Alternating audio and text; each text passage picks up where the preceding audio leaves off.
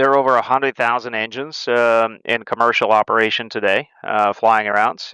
We see ourselves, powering probably anywhere between 25 and 50% of the future new engines, and we think there is going to be a wholesale transition over time to this new type of propulsion.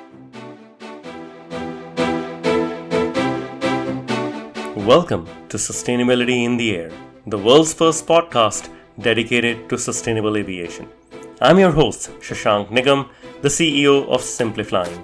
On this show, I speak with aviation leaders, innovators, and policymakers driving real action, separating the signal from the noise to spotlight what's truly moving the industry forward.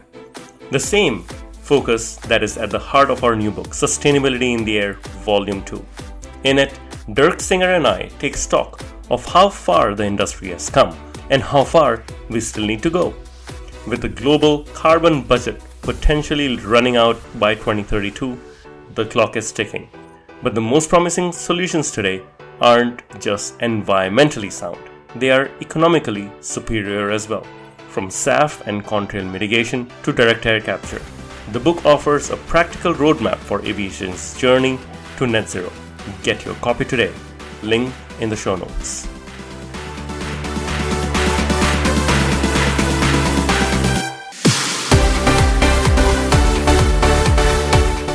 My guest today is Val Miftakhov, the CEO and founder of ZeroAvia.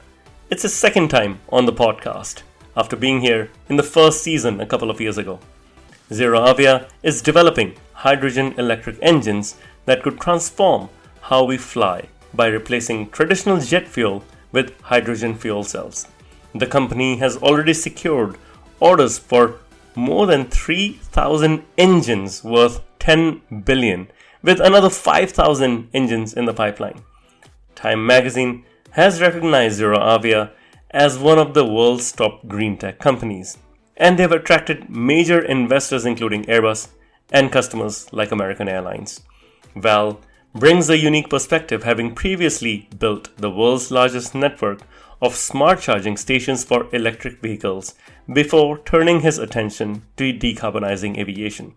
We were so impressed by ZeroAvia's work that they were included in our first book, Sustainability in the Air, and Dirk and I have had a chance to tour their factory in the Cotswold as well. I hope you enjoy this conversation. Well, it is fantastic to have you back on Sustainability in the Air, almost 2 years after your first appearance here. You were trailblazing last time when we spoke. You just completed your first hydrogen flight with the Dornier 228. And since then, Time magazine has named you one of the world's top green tech companies. How does it feel to go from experimental flights to being recognized as a global leader in sustainable aviation? Oh, thank you for your kind words, Shang. And yeah, it's great to be here. Great to be back, and lots of great progress for the company, but also for the industry since then.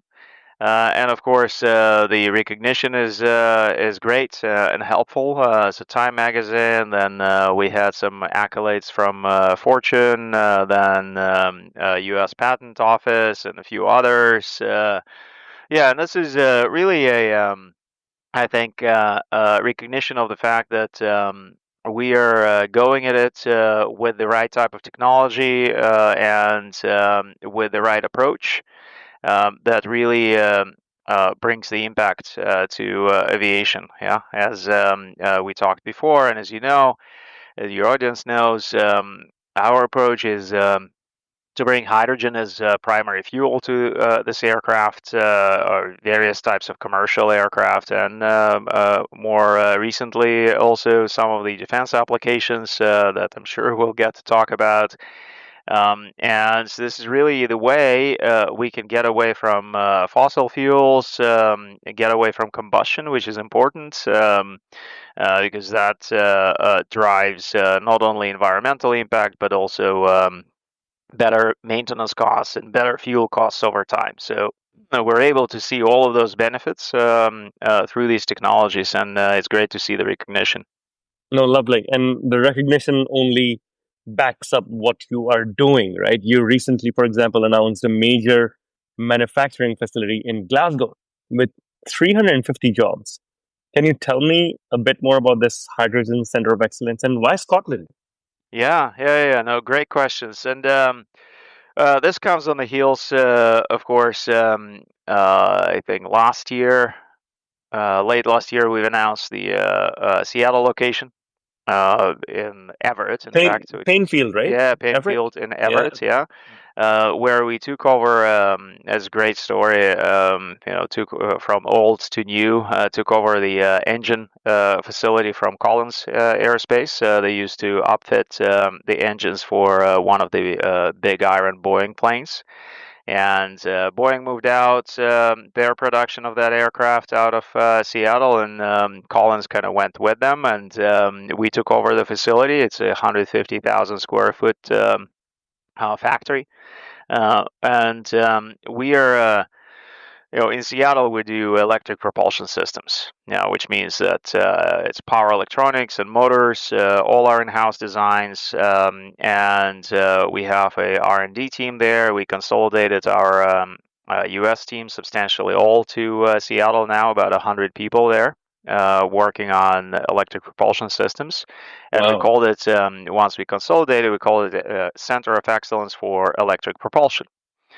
And now, with the announcement in Scotland, we are building the Excellence Center of Excellence for hydrogen fuel cells as well. And the idea there is that we have this concept of Center of Excellence that are early manufacturing, early product introduction locations co-located with R&D teams. Because to bring the first product into market, the new product into market, you invariably find that in the manufacturing side, in the maintenance side, you need to be very, very closely connected to the R&D teams that actually design the product, because there are always tweaks and kinks, and you want to have new inputs into the next version of the product. So these have to be very closely located.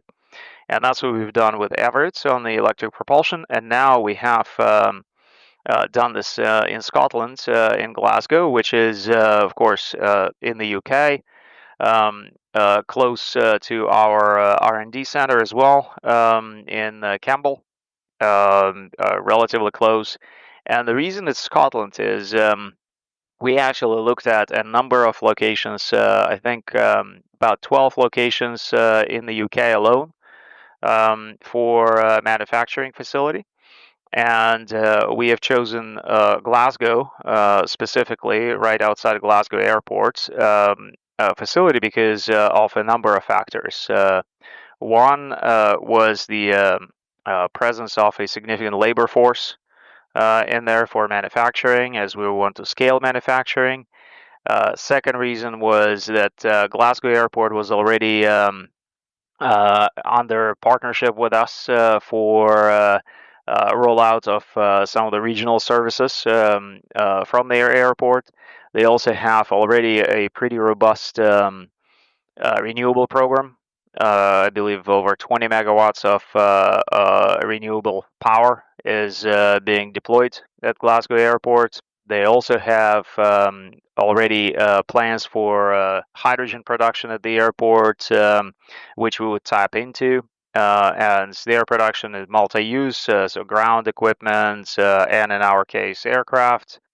Um, and of course, they also have one of the largest advanced manufacturing centers there, right next to Glasgow Airport. That's supported by the UK government. There are a lot of manufacturing and prototyping capacity already around the airport, and we get to tap into that, especially early on, without making significant capital investments.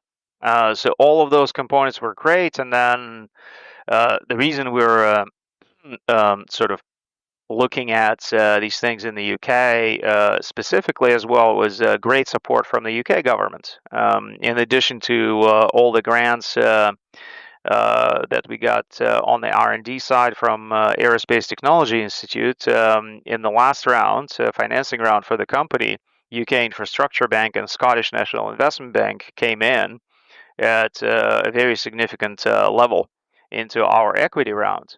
So really, we're strengthening ties to the United Kingdom and Scotland, and that's a part of the story. This is so interesting. I cannot help but see the contrast here. As many people, listeners know, Zero Avia was featured as a full chapter in our first book. But also, alongside Zero Avia, we had two others. We had Universal Hydrogen, which was pursuing a hydrogen aircraft and hydrogen powertrain path as well. We also had Heart Aerospace. Since then, since the first book came out, Universal no longer exists. Unfortunately, we had really high hopes with Universal as well. And Heart has had a dramatic change in strategy, and they have moved all operations to the US and no longer keeping anything in Europe. You've interestingly taken the other path. You now have got Seattle, which was not on the radar earlier. You've got Kemble, which I've visited and absolutely love seeing the facilities and the aircraft and the engines and the work going on there. And now you have Scotland. What are you doing different from a Universal or Heart? This does not seem Hmm. aligned with what your competition has done, for example. Yeah, good question. Very insightful. And different things, different types of different things relative to these two companies. Yeah. So with Universal specifically, I think what we're doing different and different from majority of the companies, and perhaps, well, I would say all, but there are several companies that are sort of taking similar approach to us, and I think that's a successful type of approach in the end. Is a strong vertical integration of underlying technologies. Yeah, so that's what ZeroAvia is doing. We have in-house fuel cell development, in-house power electronics, in-house motor development, and all of these products and components in the power plant itself are all designed in-house. If you look at across the industry and including, for example, universal hydrogen and other examples, there is in my opinion, too much dependence on external suppliers, external vendors that, in a lot of cases, in this new industries, come from automotive backgrounds, and a lot of times this is problematic.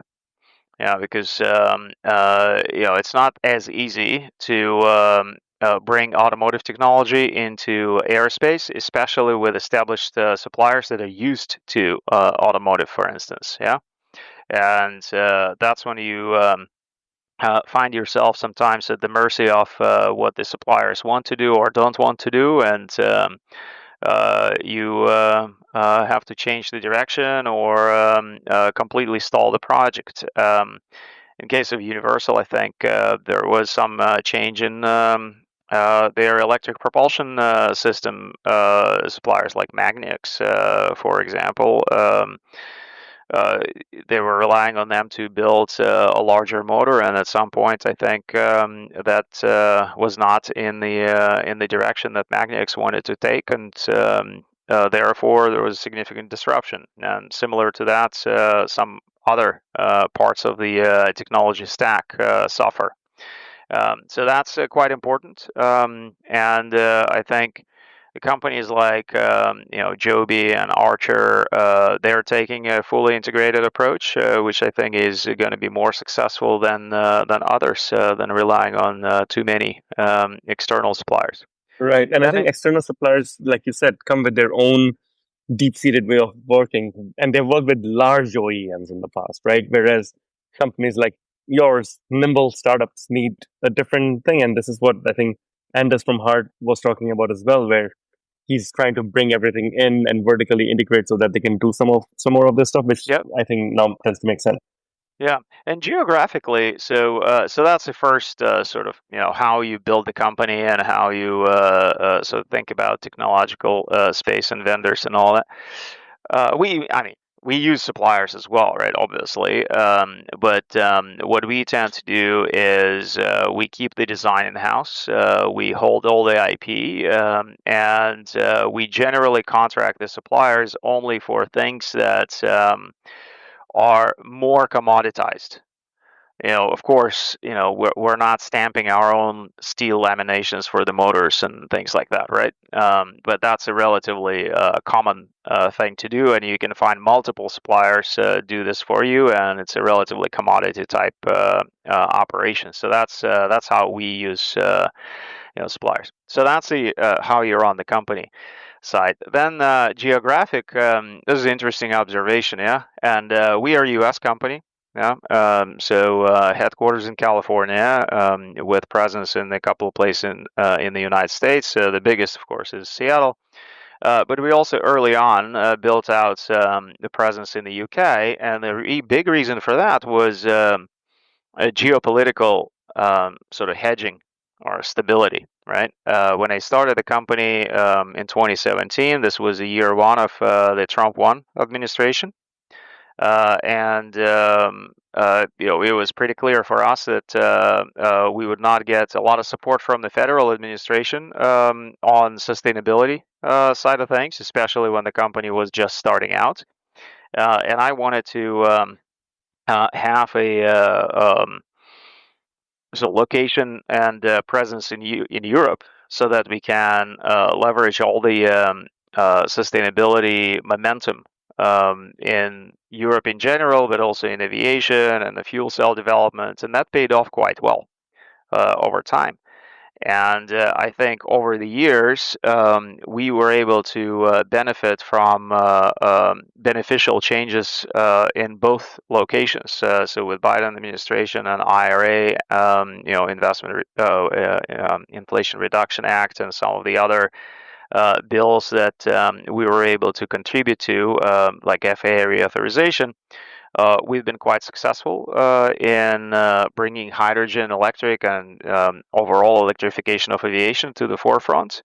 And in the UK side, we were quite successful with the previous administration, the Conservatives, but even more so, I would say, aligned with the current Labour government. So this helped us quite a bit, and we will continue doing this to make sure that.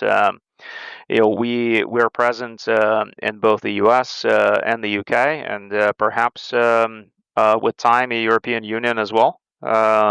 Maybe even in the next 12 months. We already, of course, have Airbus as a lead investor, which is in France, and we have some projects that we're doing with them together already in France. Hmm. And this is a natural progression, and that allows us to be even more resilient as a company. Wow, how do you deal then with the challenge of distributed teams? You've got the electric propulsion team in Seattle now. You have the original engineering team who had met in Kemble. Now you have this new center of excellence in Glasgow, potentially more coming up in France. How do they work together? Yeah, so that is definitely one of the challenges that you have to deal with when you have this kind of distribution separation. So the way we deal with it is uh, all these locations have their own primary objectives. Yeah. So Everett or Seattle is electric propulsion. So they are focused on the power electronics, motors, testing of electric propulsion system, all those things. Yeah, manufacturing, setting up manufacturing. Uh, Fuel cell is in the UK, and aircraft integration, flight testing is in Kemble. So when we spin up the Scotland facility, which we'll start doing next year, um, is going to be focused initially on the high temperature fuel cells. Specifically, yeah. So that's a very specific part of our portfolio, and it requires specialized equipment, specialized environment, and this is a great location for it. When we talk about France, for example, we're looking at potentially aligning this around a specific aircraft application, perhaps ATR application on the large propeller planes, and that would be the primary could be the primary purpose of that. So it's separation by the type of activity, so that you don't have to have hour by hour interfaces between those teams. Good way to think about it, and thank you for clarifying, because it's good to get behind the hood on why certain decisions are made. And I guess you are at a more advanced or developed stage right now than when we first spoke a couple of years ago, of course, and did all those book interviews following that. Of course, a lot of what you are doing has resulted in 3,000 engines being ordered worth 10 billions, $10 billion. 2 years ago, airlines were curious and cautious. What was the one or two things you did that changed their minds? Yeah, indeed, 3,000 or so, and 5,000 more in pipeline. So Wow. on Okay. orders, yeah, yeah, yeah. And the total, is of course a huge number, and we're super fortunate to have it, right? But sort of backing out, zooming out at the 30,000 foot view, there are over 100,000 engines in commercial operation today, flying around. 3,000 correspond to 3% of the global market, another 5,000, another 5%. And of course, it's a good start, but we see ourselves, powering probably anywhere between 25 and 50% of the future new engines, and we think there is going to be a wholesale transition over time to this new type of propulsion. Wow. So And the what's the timeline on this? By when do you think you'll Yeah, have no, decades. 25,000? Decades for sure. Yeah, because initially you go at the smaller aircraft, regional service. Yeah, there's several thousand. So, for example, in the Part 23 space, small aircraft, 10 to 20 seat aircraft, there are probably, depending how you count, between 10 and 20,000 vehicles out there that are flying commercial missions, right? I'm not counting the pilot owner operated aircraft, of which there are hundreds of thousands. Yeah, we're counting the commercial missions like Cessna Caravans for cargo service and similar things, right? Or Twin Otters operating passenger service in Maldives, that kind of stuff. So those combined, so between 10 and 20,000. So that's our initial markets. That's what we're doing with the first engine, and then you go into larger propeller planes, then you go regional jets, right? And that's how you expand. Overall, the transition, um, including all of these segments, will probably take a couple of generations of aircraft. And as you know, the generation is what in commercial service 25, 30 years. Okay, so it is a long-term play, but for the first product entry, this Part 23 aircraft, 10 to 20 seat engine, well, we are going to have the first version of it certified next year, and commercial operations start scaling up in 2027 of those engines of that aircraft. And one of the factors how we got 3,000 and 5,000 in the pipeline is that we're making great progress on the certification side. So we've submitted, since the last talked, right? We've submitted about 18 months ago, submitted our engines for certification in Mm-hmm, both mm-hmm. United States and UK. December 2023, submissions went in, and we are, I would say, yeah, about halfway through, maybe a little bit more. So we got January this year, we got G1 certification basis approved with the FAA in the US, and now working on G2 means of compliance, which are two major milestones on the way to certification. Yeah. And that was quite significant. Our customers see the progress on not just test flights, which we were doing since 2019, yeah, not just technology development, which all of them visit, or most of them visit our location before they sign the deals. So they see the actual hardware, they see the actual aircraft with that hardware operating and flying, but also they see the progress on the certification milestones. Yeah, so all of those things. And last financing round was quite instrumental as well for us because Airbus came in as a lead investor into that round, and That speaks volumes. exactly, they did quite a bit of technical diligence and business diligence on it, alongside with other investors. But Airbus, I think, is well respected by the industry, and that helps with the customers as well. Well, you mentioned Airbus, but the other switch was American Airlines, which has moved from an Mm. investor to a customer with an order for 100 engines. When are they start? When are they starting to retrofit their CRJ 700s with your engines? What's next? Yeah, so well, we were planning to have the way the product roadmap works, right? So right now we have finalized the design, submitted for certification. It's halfway through the 600 kilowatts, the PT6 replacement, or Pratt and Whitney PT6 small turbine replacement for 10 to 20 seat aircraft. That's locked and loaded. We got the what we call ZA2000, which is the 2 megawatt engine shaft power in ground tests right now, effectively. Yeah, so we have started ground tests about a couple of years ago. We're progressing on the technology, mostly high temperature fuel cells and motor developments, because power electronics is going to we will leverage the same power electronics as we've developed for the first engine. So we've been progressing on that, doing ground tests on that, and that will power the ATRs and Dash 8s of the world. But same technology also will be leveraged into the regional jets. Okay, and we have done already a significant amount of work, and we've announced that I think a year or so ago with Mitsubishi Regional Jet, the CRJ type certificate holder, that we have built the initial design of the CRJ 700 with our high temperature fuel cells and liquid hydrogen storage. So there was a letter of no technical objection from the manufacturer. We collectively believe that we're able to repower that aircraft. And that was one of the significant factors for traction with the customers like American, because the manufacturer now supports application of that engine technology into their aircraft.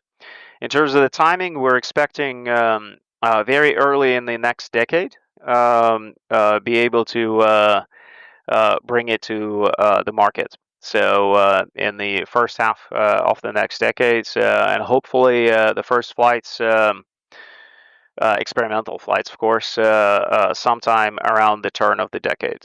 Yeah. So Nice. the way it works, right? So hopefully next year we get the first certification of the Part 23. 2 years after that, which would be sort of 2028, 29, we would want to certify the ATR application.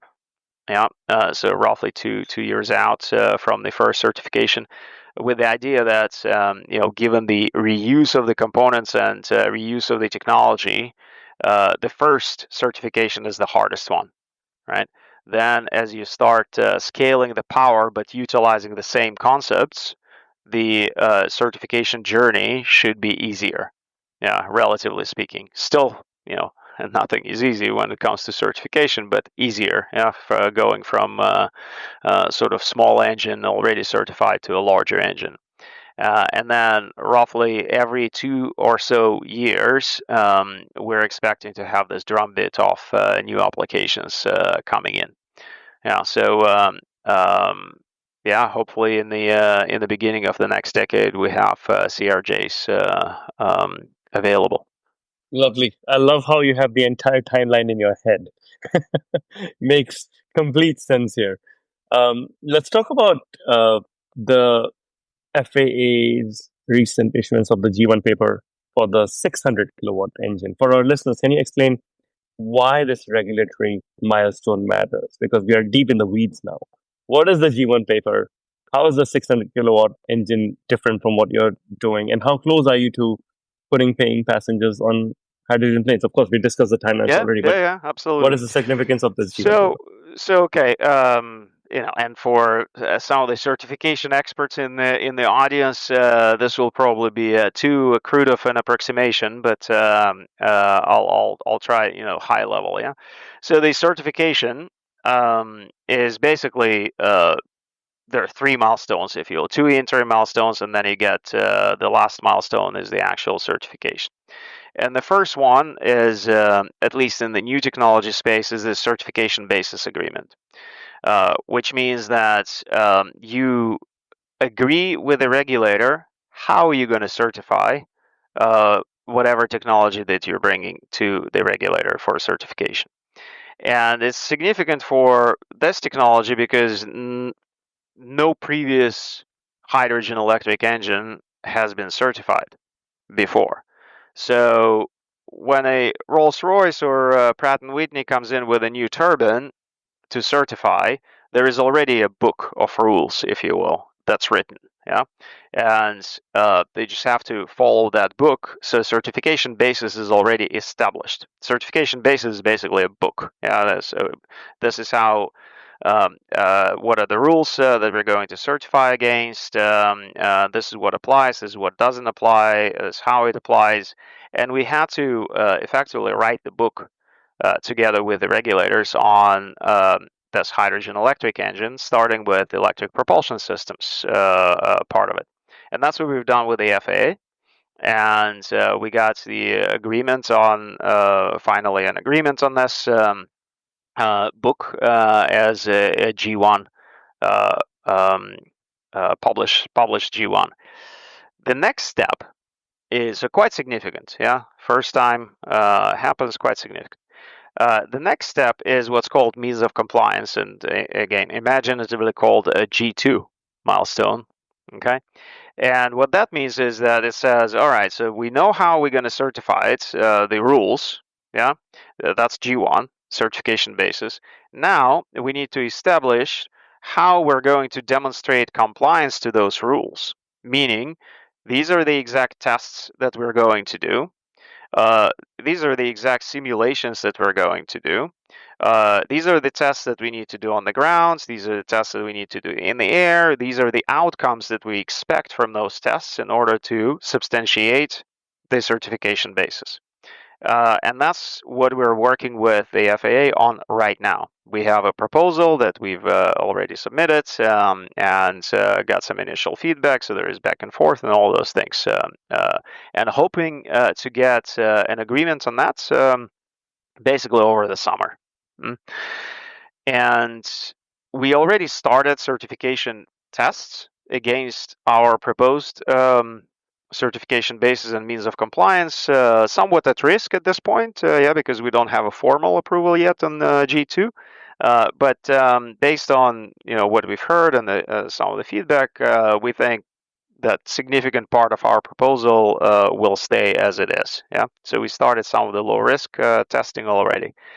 And then what happens after you get G2? You get the tests, you submit the results. If the results match what you have submitted and agreed to on G2, then the panels review it and they say, okay, everything is compliant, and that's when you get your certification. So really, this G1 and G2 are the main milestones, especially for us, because we have been testing this technology for years now, okay, including in flight tests.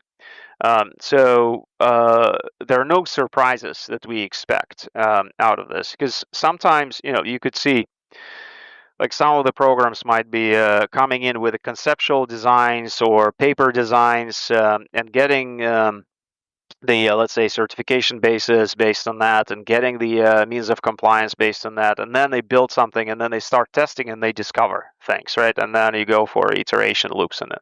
We have been testing for a long time in various configurations, in multiple aircraft, multiple um, combinations, in multiple geographies even. Yeah.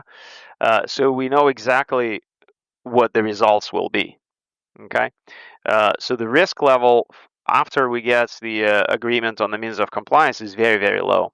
So these two milestones are the most important parts of our certification journey. This is great, and I appreciate you, diving deep into the weeds here because certification seems like a black box to most people. But it's good to see how you're de-risking the certification process, and I do wish you all the best. I know it's a tough one, and it's a long, it's a marathon.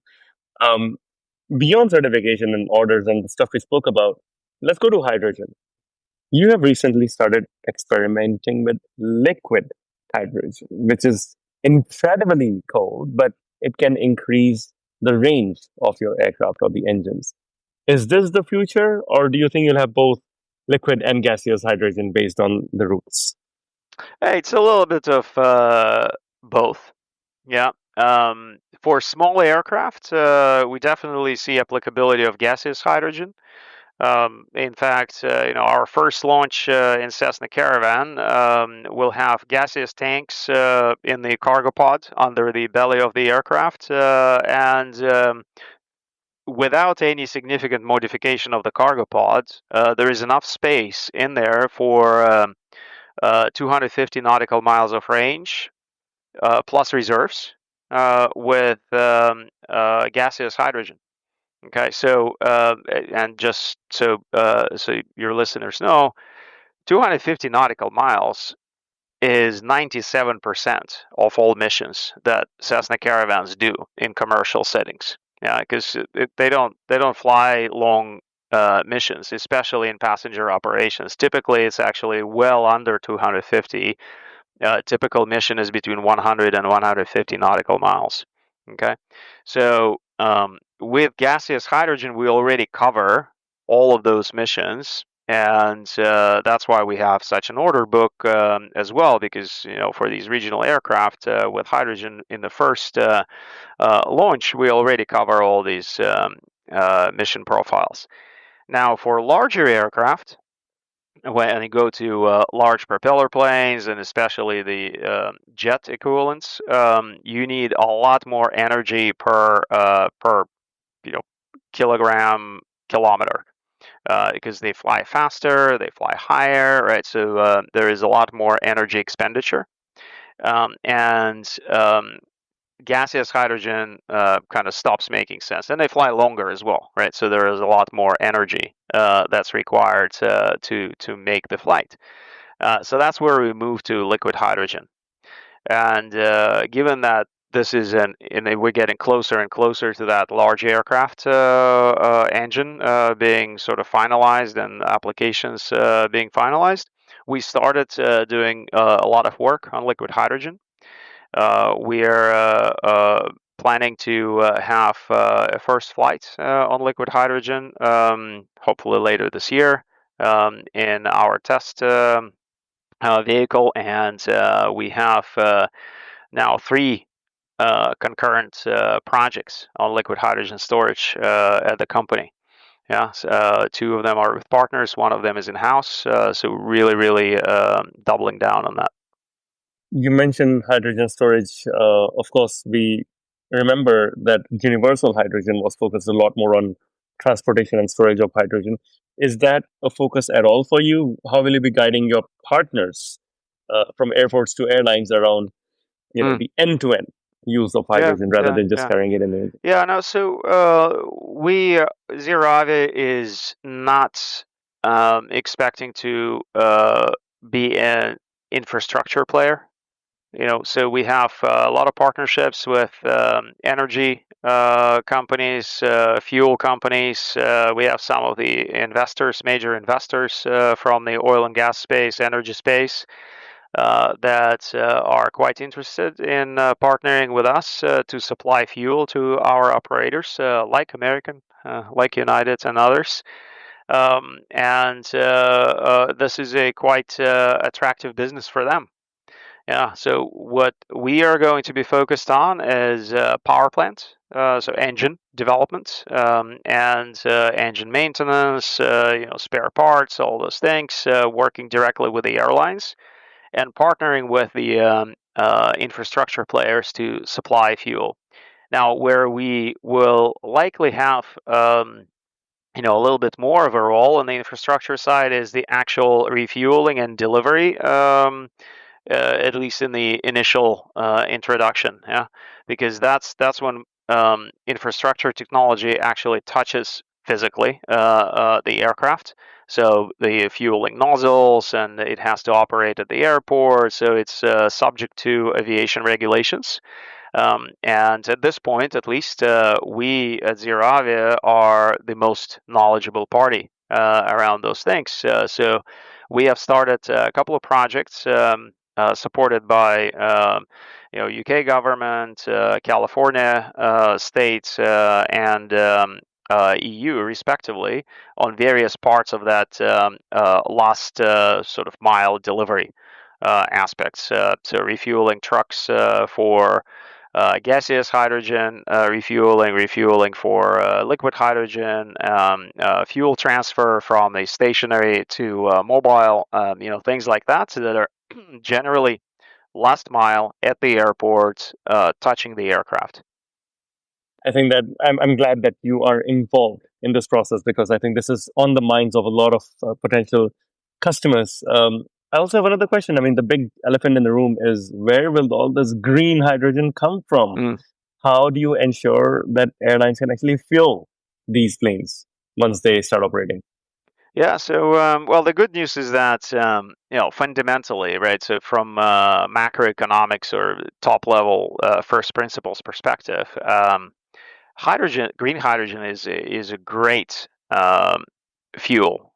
And think about it as what do you need to produce a green hydrogen? You need green electricity, renewable electricity, which is marginal cost of that is going down to zero. Basically, it's one of the cheapest sources of electricity already in most geographies, but it goes further down because the marginal cost is zero or near zero. You put a solar panel or solar farm, and you don't need to supply it with fuel or coolant, or you need to do periodic light maintenance, and that's it, right? Um, and that's what drives the cost of electricity coming out of it asymptotically to lower and lower numbers. Yeah, similar dynamics is present in electrolysis and hydrogen production. Is a typical, and we operate electrolysis stations in our multiple locations as well, right? So we make all our own fuel for our tests. So we know quite a bit about it. And electrolysis is basically the same or very similar to renewable energy production, electricity production. You have largely stationary capex assets that require very little operational input. So you have to change some filters from time to time, but mostly you just supply energy to it. And the cost of hydrogen is a combination of the energy cost and amortization of the capex. And as you as your energy cost is going to zero, and you deploy more of these electrolyzer capacity, capex is going down as well as a learning curve, similar to the solar panel, again, solar panels and wind and all that. Fundamentally, the cost of green hydrogen asymptotically trends to zero, right, over time. As more and more capacity is deployed, as more renewable capacity is deployed, as more electrolyzer capacity is deployed, because operating costs are very, very low. Okay. Contrast that with fossil fuel, which is, extraction costs are going up all the time, right? Because you take out the easy stuff out of the ground, and it gets harder and harder, so it gets more and more expensive to get more fossil fuel out of the ground.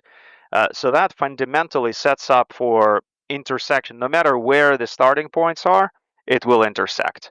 Yeah, and already for small aircraft applications, we're already at the intersection point. So our break-even cost for hydrogen for Cessna Caravan is about $7 a kilo, between $7 and $8 a kilo, and that's given the current jet fuel price. average. Yeah, for small operators, and some operators pay a lot more than average. Like in the island situations, like Hawaii, for example, small operators pay dramatically more than average, and so that break even is even higher than $7 to $8 a kilo. And we already have a number of contracts with infrastructure providers between, I think, 15 contracts or so between $7 and $11 a kilo worldwide. So we already have, you know, prepared for entry into service next year and in 2027 with the supply at the competitive rates that allows us to operate at or better costs than fossil fuel. And that's pretty dramatic if you think about it, right? So we are bringing this new propulsion, and we're already able to show better economics or on par or better economics without subsidies, in a lot of those locations. Now, of course, you know, incentives help us get there faster, and we're working with the governments on, things like fleet modernization incentives and things like that. But on the operating basis, it is quite a good news economically. If the news is so good, why would someone like Airbus push their hydrogen program, their Zero E program, further into the decades? And I'm not trying Hmm. to align it. Yeah. No, so actually, it was perhaps not exactly well managed communication there. I think the original news stories were based on some leaks from the unions and whatnot, right? So it was not directly from Airbus. And then Airbus, of course, corrected through their partner week partner meetings. But effectively, what they say is, which I think makes sense, is for a large aircraft, it'll probably take longer than they originally expected.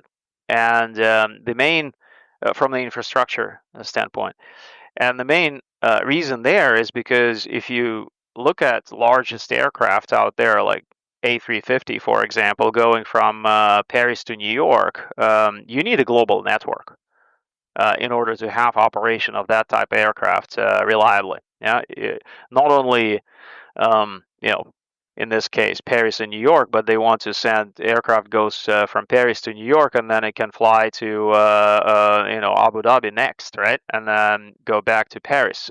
So you need a global network of fuel availability in order to make that type of aircraft viable. Now, contrast that with the regional aircraft and the smaller aircraft. You don't need any extensive network. In fact, in a lot of cases, for us at ZeroAvia, our launch customers are operating in the, let's say, island environments or similar environments where you can have only one fueling base for the entire operation. And you can go out of that base, go back out, go to your destination, come back into the base, refuel, and do it again. Yeah. So the range allows you to do that. And for that, infrastructure requirement is, well, not zero, but very much lower. Yeah.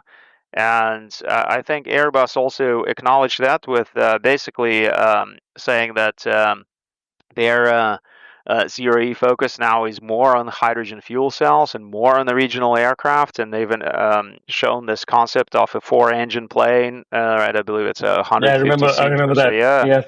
Yeah, so this, in fact, we see this as a positive for us because that's a more of the confirmation that fuel cells is the right answer, and a regional focus is the right focus, and that's exactly what we've been doing and what we've been focusing on for the last 7, 8 years.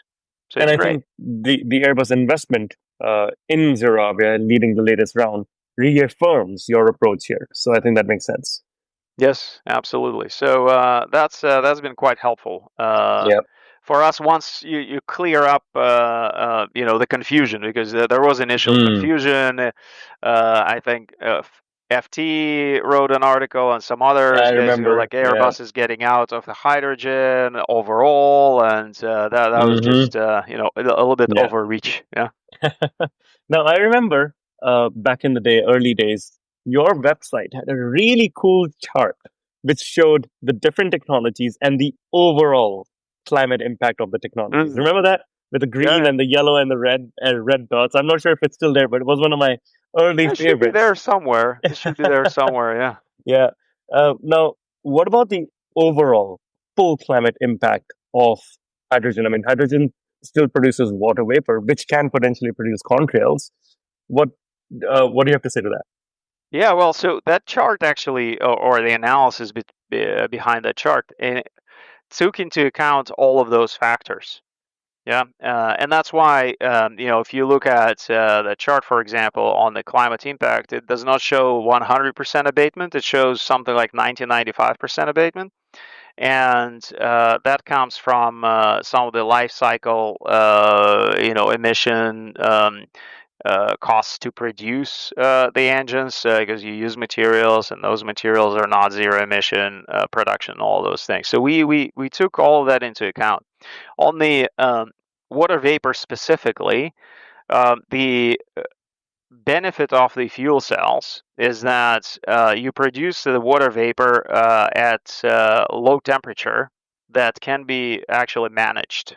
The water vapor can be managed. So we have actually a good volume of IP around this, with the idea to condense the coming out water vapor coming out of the engine at high altitudes and release it in, let's say, ice form at altitude. So you basically change, and ice kind of falls through the upper atmosphere, and of course melts lower It's down. not a rainfall, but an icefall.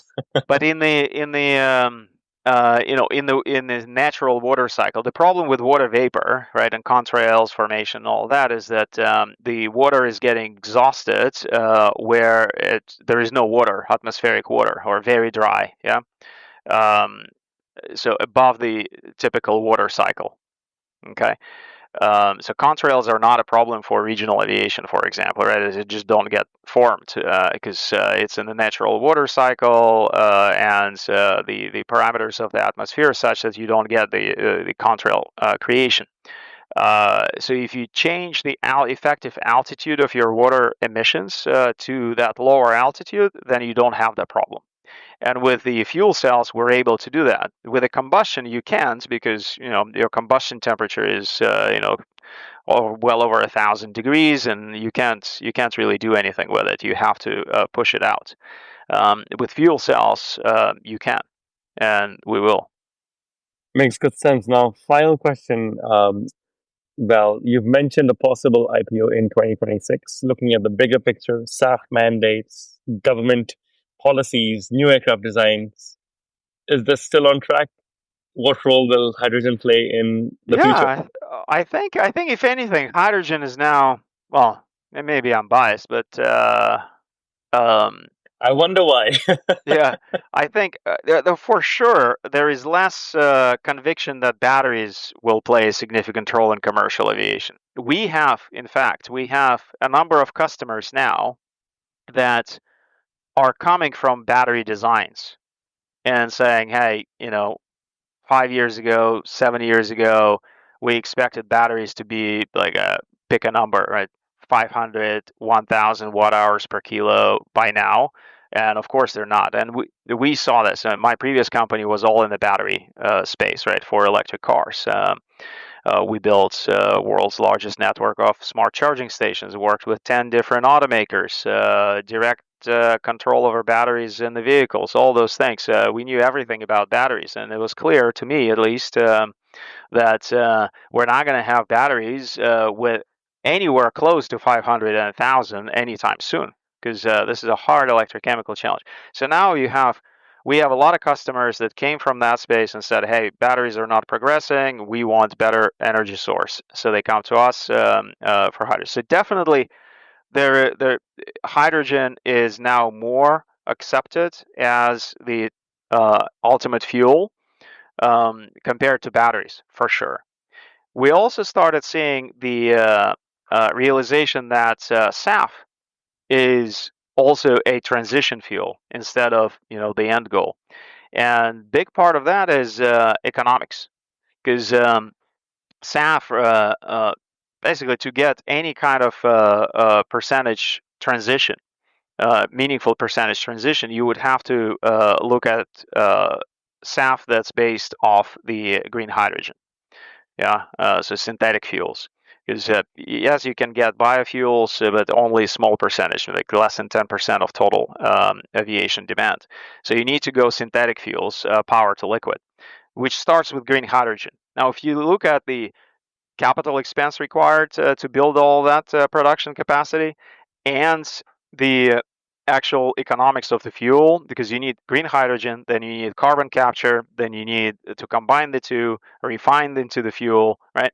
By the time you're done, you're using 3 times more energy than green hydrogen alone, and then you burn it inefficiently in a combustion engine. Instead, you could use that green hydrogen without all those additional processes in an engine like ours more efficiently and avoid all those steps, all of that capital investment. So there is growing realization now that SAF is the transition fuel. Of course, we do not have large engines today that we can put the hydrogen engines that we can put in large aircraft, and it will take several decades to get those into market fully. So within that time frame, for the next several decades, for largest aircraft, SAF is a great thing.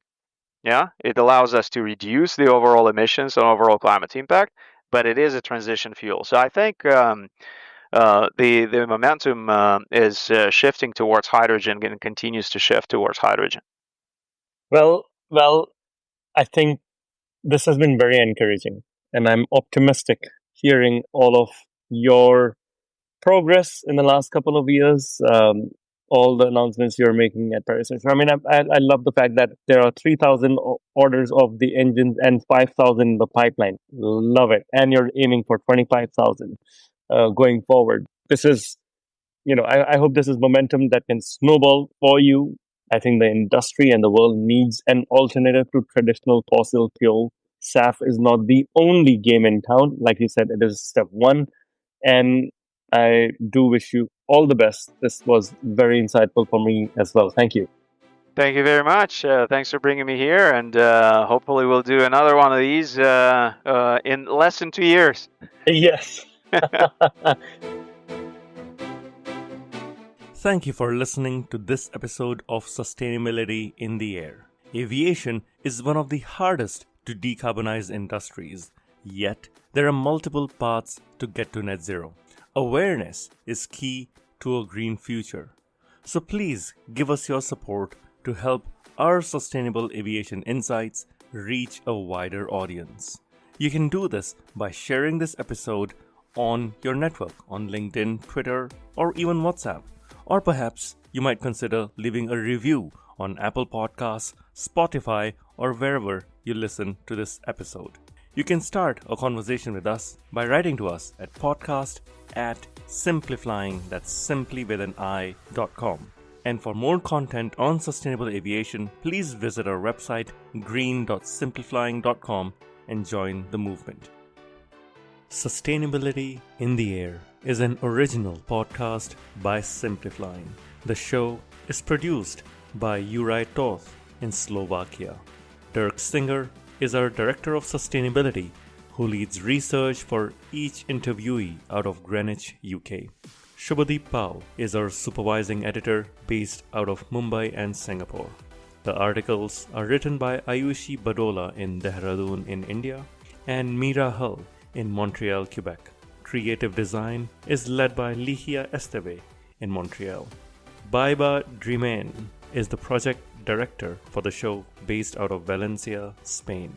Special thanks to Wendy Sim in Singapore. And I'm Shashank Nigam, the CEO of Simplifying and your host. Please feel free to connect with me on LinkedIn.